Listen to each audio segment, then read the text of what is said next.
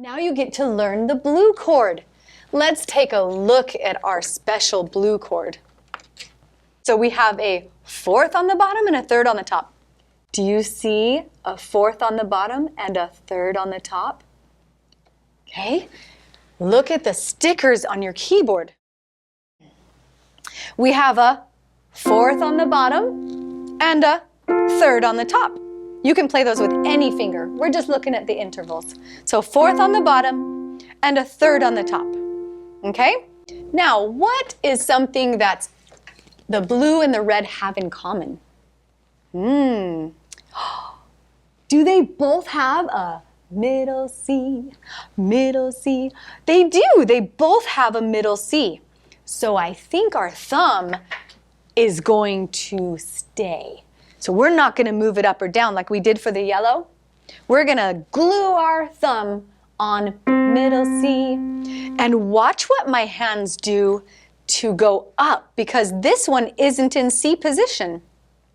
So we need to shift our 3 and our 5 finger up. Do you see how I shifted it?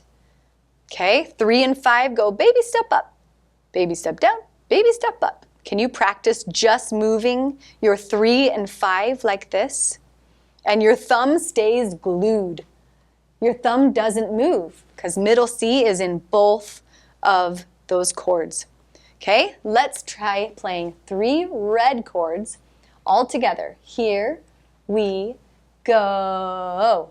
Red, red, red. Now leave your thumb there and shift your 3 and 5 up a baby step. Now see how it sounds. Do you hear that? Go ahead and feel it. And parents, if you need to push down those notes, the keys, you can push down the keys. Don't touch their fingers, but you can push down those keys so they can feel it. Okay, try and play the blue chord.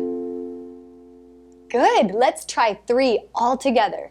Here we go. Blue, blue, blue. Did you notice that the red and the blue have the same fingers? 1, 3, 5 and 1, 3, 5. Did you notice that? We just shifted up. Okay, so let's try playing red 3 times and then move to blue 3 times and then back to red. Okay, let's try it. Here we go. Red, red, red. Now shift your 3 and 5 up. Ready, go.